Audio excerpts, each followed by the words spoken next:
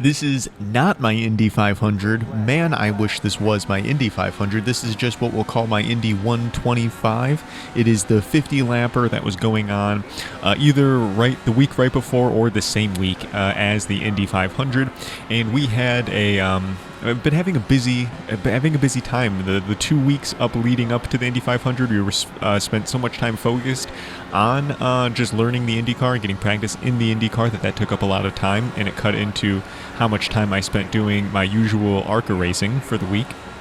And then beyond that, I was real, busy with work, and that's, the least exciting part of that. There's no excitement there, and so it just meant I had a little bit less time to really get the reps in for the amount of racing that I would normally do. And of course, it means that the amount of videos that I make are gonna jump down. Since, I want to actually put the focus on racing, I think it's easy for me to put the focus on the wrong thing there, and I think it's very important for me just to keep things straight, to make sure the focus is on racing, and that the videos are more showing that, and I think that makes it better than just trying to make videos that are just, just to have video, so to say. And so anyway, we don't need to deep dive into that. But as you can see here, we have driven up pretty well from the back. I've cut out, I think, another caution at this point in time, and trying to do my best to edit this down. It was just long enough of a race, and just enough that you needed to see that I really had to work on trimming the fat on this one, even after the first pass. It was still too long, second pass, so definitely don't want you to miss anything, but I think you could see at the beginning there, wanting to cut out some of those cautions, you could see that I kind of drove up from the middle back of the field, whatever it is, to now you can see us in a podium position at this point in time.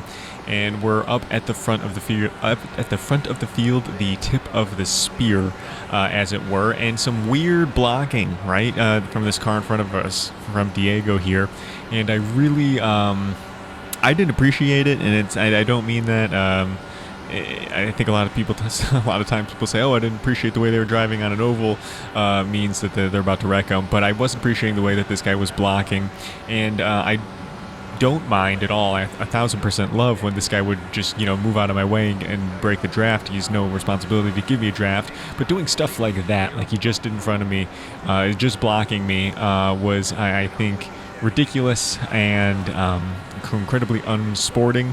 And beyond it being unsporting, I did submit a protest that they said thanks, you get the response, thanks for submitting, yada. The recipient has been notified of the outcome, that kind of protest. And so I never expect anything to happen. However, I just think it's good to know what the call is in this play, right? It's good to know what is and isn't allowed, specifically. And I think for both parties, whether or not, because it could be a learning experience for me, right? If it's like, no, that guy can do that. But either way, that caused a pretty significant impact on our race as we take our pit here. And just right there, Diego goes by as the leader of the field, and we are now almost exactly where we were, but one lap down in position. Instead of being in third place, we're now sitting in sixth. But we're able to slot in here, and if you actually look at the fuel, and if you did this race, over this week, you would know that we were actually sitting in a very interesting spot. About 30 laps, I believe, to a stint. You can pull out 34, or rather 33 to 34, if you're really, if you're really able to save during the 500. So we pit with 30 laps to go, and that's kind of a perfect place to be.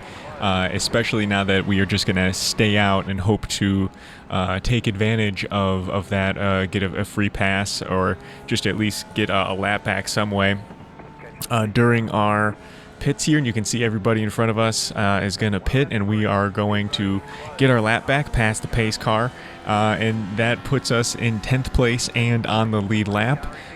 Me in this car just barely catch up to the field. I don't know why he wasn't in a bigger hurry, because it's super important at this point to get to the rear of the field. Luckily, he left me some room on the outside. We're going to be able to get that jump, get that position, and get that draft going down the back straightaway. Don't know what that guy was thinking. A little bit too much lollygagging, but I guess it didn't matter in the end. As you can see, he's now in front of me and back there.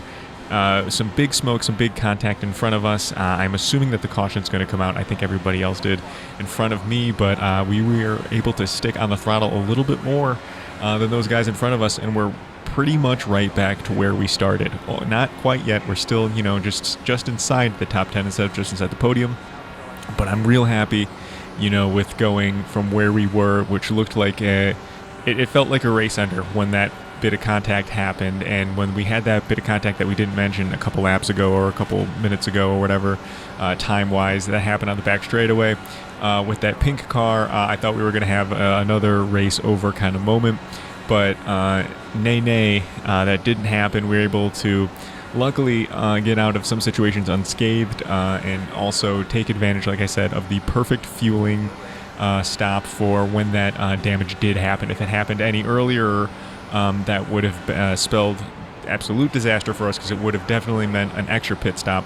But being able to put that into our last stop of the day, really almost a blessing in disguise if you really think about it, because it kept us clean for that period of time where we were a lap down, right? We weren't at the tip of the spear, even if we were at the front of the field, and so it definitely played an impact in us. As you can see, we're playing safe in third position here with 11 laps to go. That's not that much time, and these two guys, I don't need to make it three guys fighting at the front with 10 laps to go. It's time to either get to the front and be the only guy up at front, like I'm doing right now, or it's time to just wait, and I want to be the guy in the lead because I want to get past.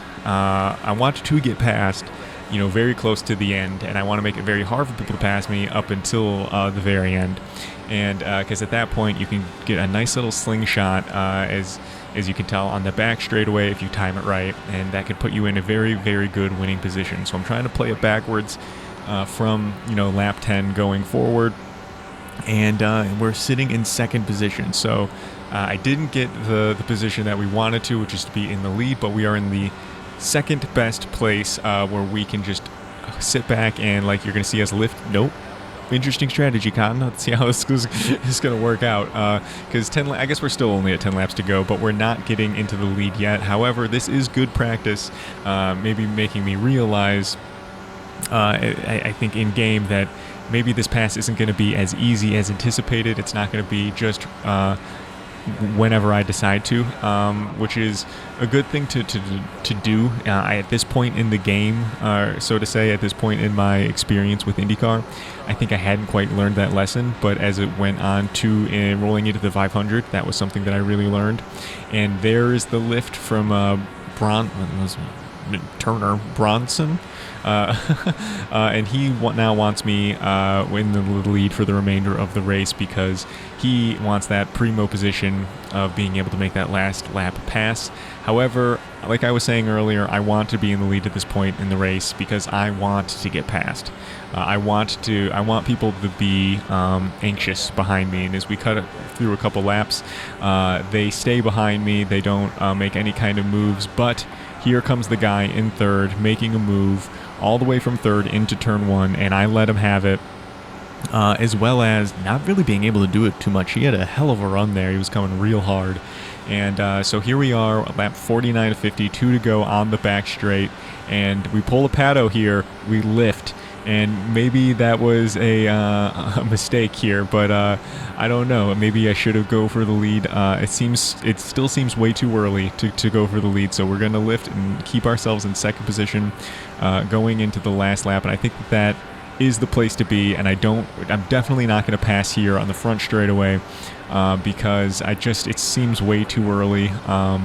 But that is exactly where Newgarden passed. I believe he passed right into turn one, if I recall right. If I recalled correctly, he passed into turn one. No, he did into turn three. Anyway, so that's what I'm trying to do right now. I'm trying to recreate that moment exactly like we saw in the Indy 500. But the guy in third place is going to get involved a little bit. There's going to be a huge accident behind us, but it's going to slow our momentum as we have to make sure to stay clear of it. And as we try to take the inside, we hit a little bit of that concrete strip, which sends us back behind, but we are in the draft. Perfect slingshot opportunity, shifting up into sixth gear a little bit early, photo finish at the line, but as you can see, we were just off of it. We just barely didn't happen, And P2 is so an awesome race, such an awesome, exciting time, and especially for coming back from a lap down, I will take it every single time.